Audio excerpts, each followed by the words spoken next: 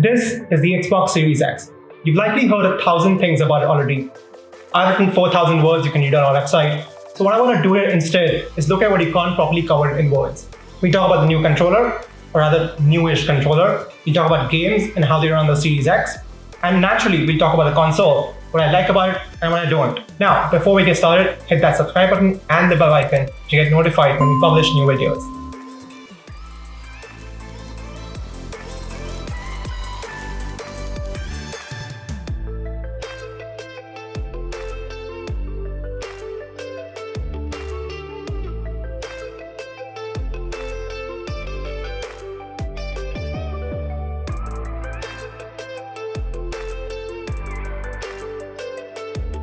Let's start with the elephant in the room, and let me give you a bit of context first. This is the Xbox One X, its immediate predecessor, right? And this is the PS4 Slim, the slimmest PS4 of them all. As you can see, the Series X is clearly huge, much bigger than what we've had before. You're going to have a tough time fitting this in your TV cabinet. But you do have a little choice. The Series X can also be laid down on its side. It's got vents on the top and the back, so just make sure not to block those or keep it too close to a wall. Okay, let's talk about the controller. One of them came with the Xbox One and the other came with the Series X. Can you tell which is which? That's the thing. Microsoft has made very few changes here. The big introduction is this share button. It's borrowed straight from the DualShock 4, which is the PS4 controller, and it does exactly what you think it does. It's got a USB-C connector for charging and wired purposes, and the D-pad is new. This actually comes from the Xbox Elite controller. As you can see, they're quite similar, right? The D-pads. But this one is actually much more clicky than the one on the Xbox One. You couldn't hear that, could you? Outside of all that, it's tiny design tweaks. It's less angular, more straight lines, and it's got this new grainy texture on the back and the trigger buttons, which makes it less slippery. My only gripe with the new controller is the continued lack of rechargeable batteries. Microsoft allows you to pick between AA cells or the Xbox rechargeable battery, but this one doesn't come with the Series X. It's an additional purchase. What I do like is that you can use both these controllers on the Series X for all games. Microsoft is offering full backward compatibility, unlike Sony, which will only let you use a DualShock 4 on the PS5 with PS4 games. Speaking of backward compatibility, it's time to do games. The Series X will let you play games from every Xbox generation that has ever existed. Xbox One, Xbox 360, and the original Xbox. In some cases, your old games will play better on the Series X without any help from the developer.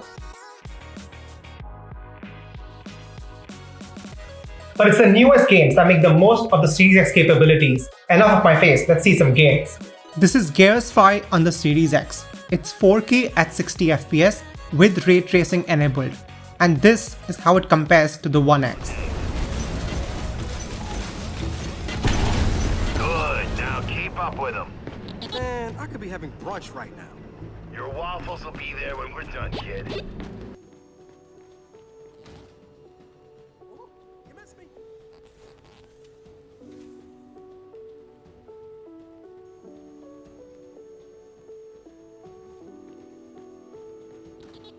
Welcome to Halo. The Master Chief Collection has been fully updated and now offers 4K or 60 FPS depending on the title that you pick. Where is she, Chief? Where's Cortana? Don't make a girl a promise if you know you can't keep it. She stayed behind. And this is Forza Horizon 4, the best racing game currently out there, which also delivers a 4K 60 FPS experience just like Gears 5.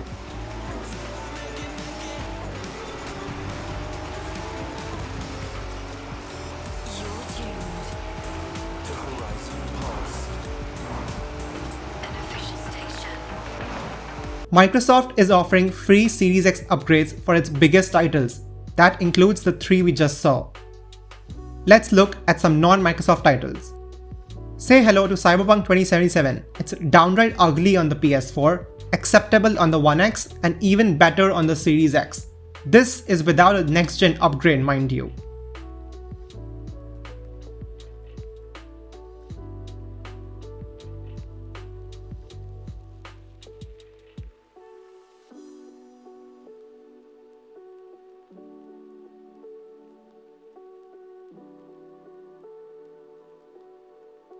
Marvel's Avengers is fine on the PS4, but it's a lot more improved on One X and Series X. Again, Avengers has yet to receive a proper next-gen update. Right now it's running on backward compatibility.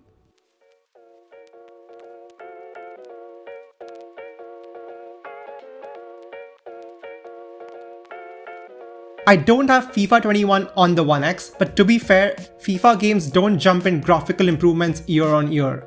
Still, the Series X version of FIFA 21, which EA gave a next-gen upgrade, is a fairly good jump.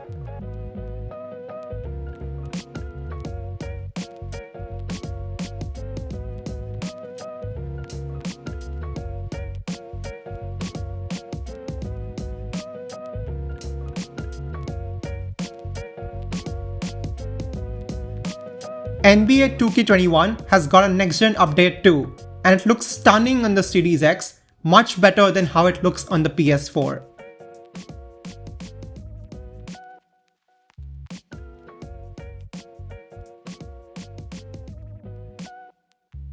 Ubisoft has also delivered Series X updates for its newest games, Assassin's Creed Valhalla and Watch Dogs Legion.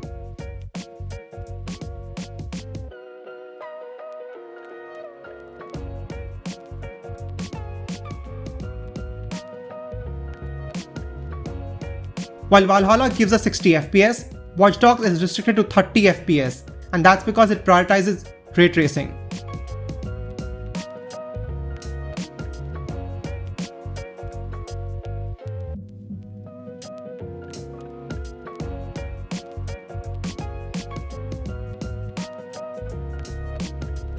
Games just don't look better and play well on the Series X. They load quicker too.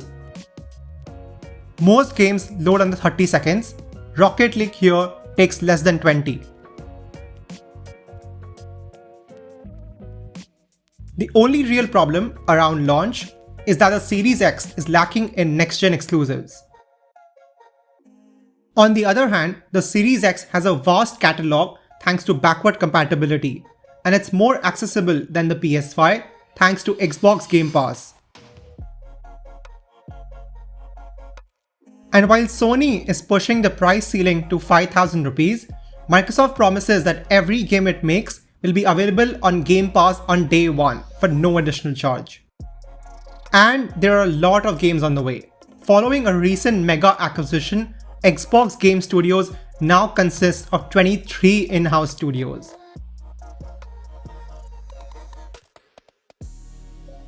The Series X will be the best console to play those games and all the other amazing games that are currently in development.